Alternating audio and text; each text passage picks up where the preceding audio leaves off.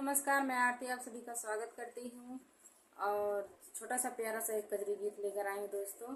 सावन का गीत है, कजरी गीत है, तो जैसा भी लगा कमेंट में ज़रूर बताइएगा। तो फुल बात करके सुनिएगा और ढेर सारा प्यार दुलार दीजिएगा दोस्तों। लगते सावन बोलेला मोरवा, मोर मन लगे नाई हरवाना।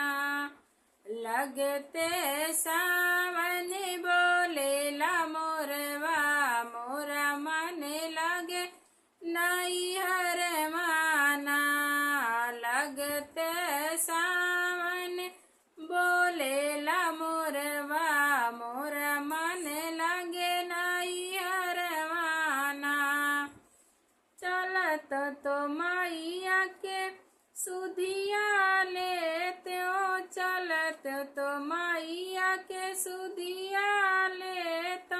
बीती गईल साल बीती गए महीनवा, मोरा मन लगे नाई हरवाना। बीती गईल साल बीती गए महीनवा, मोरा मन लगे नाई हरवाना। लगते सावन बोलेला मोरवा, मोरा मन लगे नाई हरवाना। चलत तू चाची के सुधिया लेती हूँ, चलत तो चाची के सुधिया लेता। बीती गईल साल बीती गए महीनवा, मोरा मन लगे नाई हरवाना।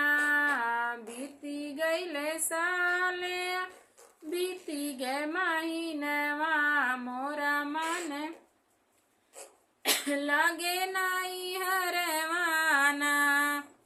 लगते सावन